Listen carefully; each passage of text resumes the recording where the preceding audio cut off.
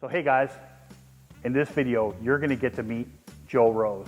Joe Rose has a Fox Body Mustang. 1993 Fox Body Mustang, and you're gonna love it. So stay tuned, it's coming to you right now.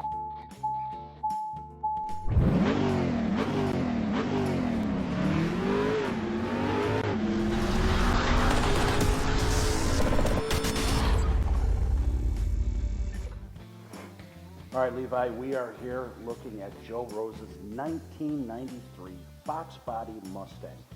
Actually, half of it. 3/4 of it. We'll give him that. We'll give him 3/4 of the car. He's working on it. He's making this thing wicked fast. What a cool car. Yeah, I'm just trying to figure out how to make my Pontiac Le Mans go like 15 seconds down the quarter mile. Right. This guy wants to go half of that. I just don't understand. Yeah, you guys are going to hear in the video the story that he tells, how he bought this thing, upgraded it, bought it back, sold it, put more on it, got to go faster, got to get better brakes. It's really a cool story, and I can't wait for you guys to check it out. Hi guys, my name is Joe Rose. This is my 1993 Ford Mustang.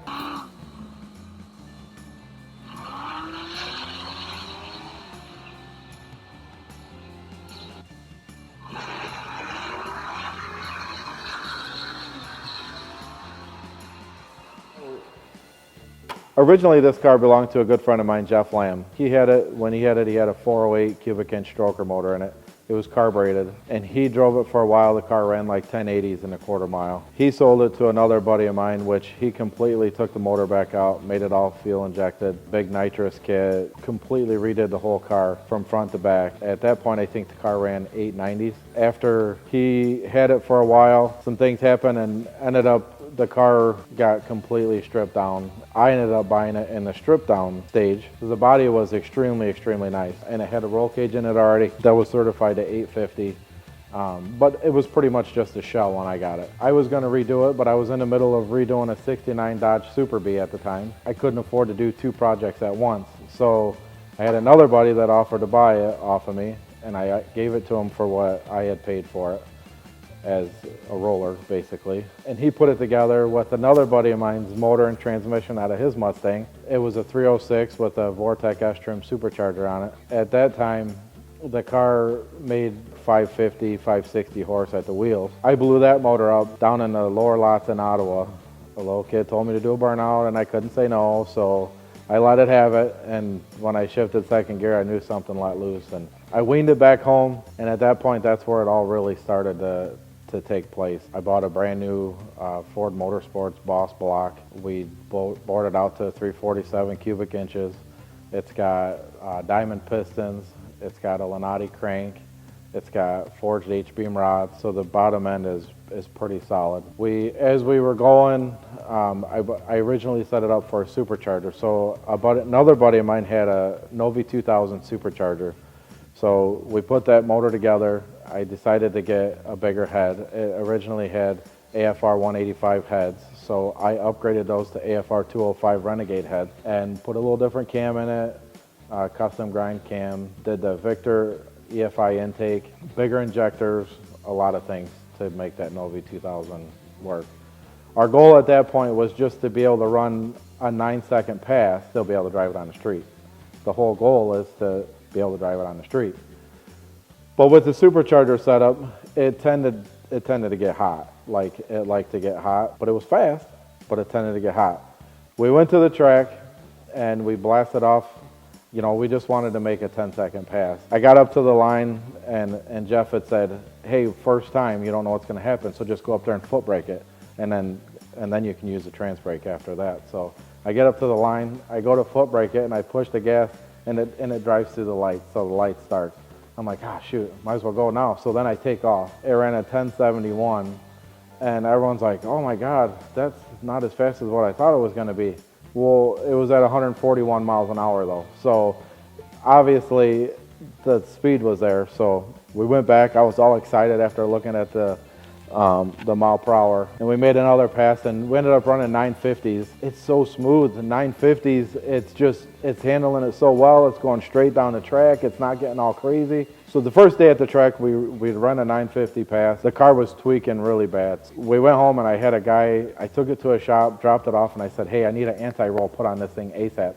I want to have it for next weekend. We want to go back to the track. We had an anti-roll made for the 8.8 rear end, and we went back to the track the following weekend. And it continued to run 950s. It ran a better 60-foot time, and the car actually drove. It went perfectly so straight that there was no way that I just wanted to go faster. So, a perfectly running car. There was absolutely zero reason to take it apart. It wasn't fast enough. So, we got home. I called Jeff. I said, hey, that was pretty smooth. Let's see what we can do. Let's see if we can get this thing in the eights.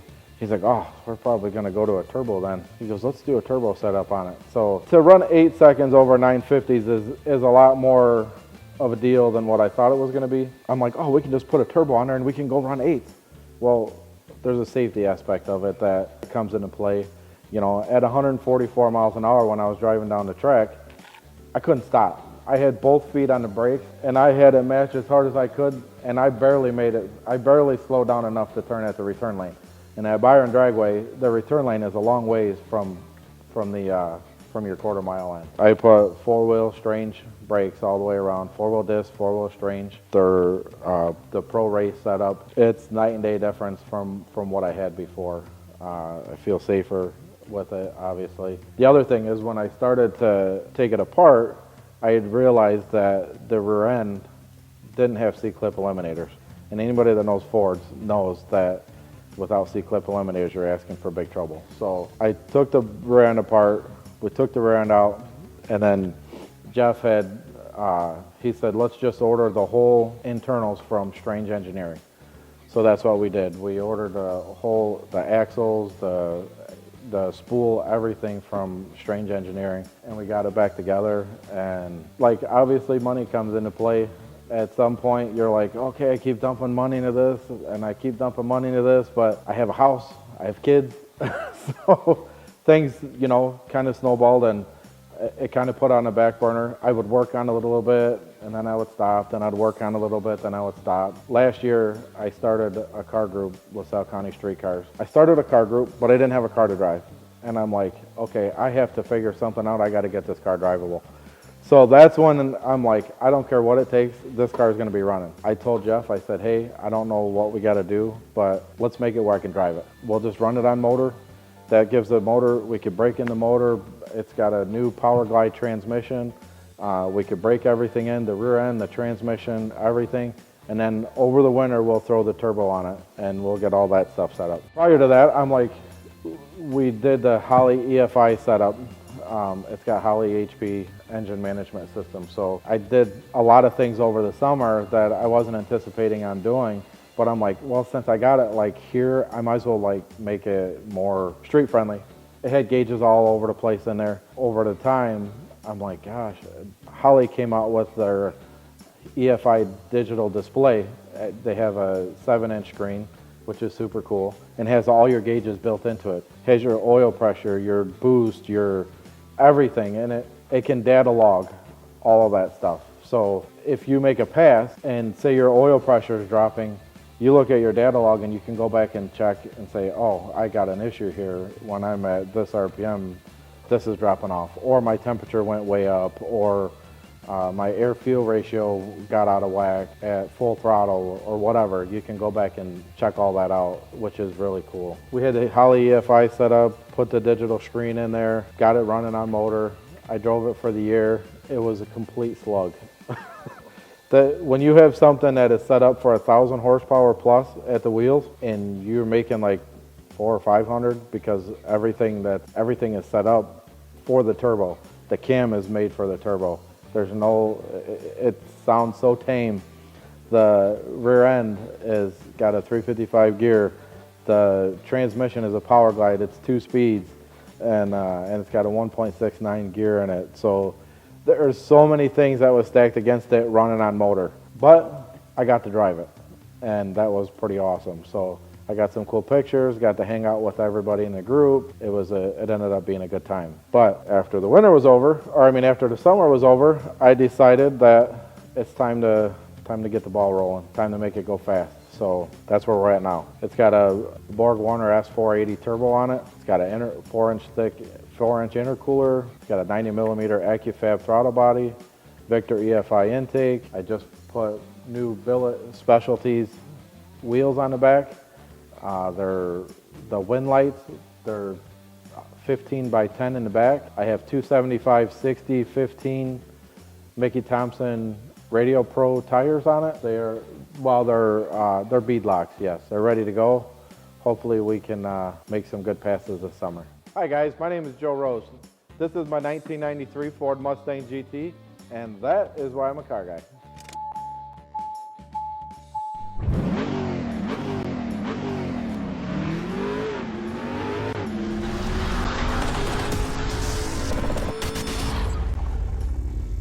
All right, so Mark, what did you think of his car?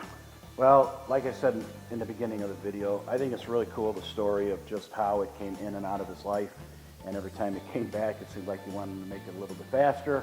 But then again, he wanted to hang out with his friends, so he toned it down a little bit and went cruising. And this coming year, he's going to see if he can break some records or something like that. But I love the way the car looks. You know, he's off to a great start. Wish I had the time and the patience to do what he's doing. And I'm sure you guys were very impressed with the way the car looks because he's doing a great job. I'd rather have all the money that it takes than the time and the this is patience. true. But God knows how much money has gone into this car. Thank God he didn't sell it again and have it go faster and then get it back and need to break the sound of, you know, the sound barrier. But what an amazing car. He has done nothing but put the right parts in it. Yep. He's done nothing but make it safer. It is a killer car and one of my favorite people to see when I look on Facebook car groups is seeing Joe and, of course, Dominic. Yeah. But, you know, Dominic is his hook, as he explained to us. How do you get people to pay attention? You have Dominic yell at you feverishly fast and on any video. And well, you know, we'll probably never have Dominic on After the Smoke Clears because I don't think there's anybody that would be able to control him long enough to like, whoa, wait a minute, Dominic. It's our show, not your show. right. Welcome to Dominic's After the Smoke After the Clears. Smoke Clears. Yeah, we'll just have to get him a shirt and we don't have to shave his head, do we? We don't. It'll fit right in. But how much we appreciate who Joe Rose is. Joe is obviously the guy who's a little more calm, a little more collective, and is easier to talk to. Not easier to talk to as much as a little more calm to talk to. Yeah. But what a great car story. What a great car. And what a thrill and an awesome experience for us to be able to come and interview him with his 1993 Mustang GT. Yeah, and we want to say thanks a lot, Joe. It was a great pleasure meeting you, taking a look at your car, taking a look at your awesome garage. And thanks for having us, and we look forward to seeing you out on the road this year.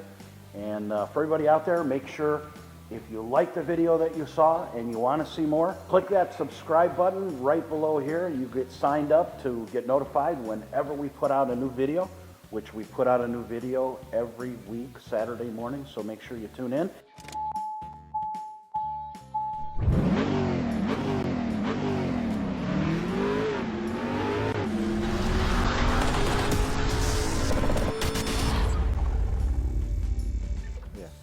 I want to give a big shout out to Levi and Mark from After the Smoke Clears. They came out here on this snowy day and to take a video of my car, and it means a lot to me as well as my family, my family of car people at LaSalle County Street Cars and all the other groups that we're members of. What they do is something that I feel is very important. Every car has a story, and you just wish that you could hear the story on every car.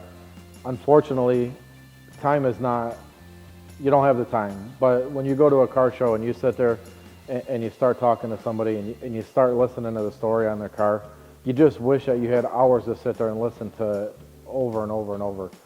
But I do feel that what they do is extremely important because it lets people see the story behind a car.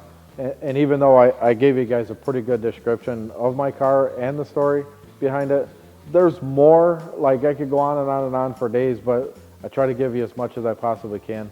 And, you know, every car has a story.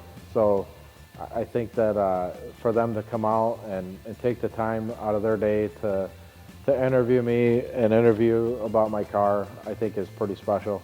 And if anybody from LaSalle County Street Cars or any of the other groups, if you have a story that you want to tell and you feel that you want to be part of this, get a hold of Levi or Mark after the smoke clears, and they will probably contact you and try to get you on their show. So again, thanks a lot. After the smoke clears, Mark and Levi, you guys are awesome.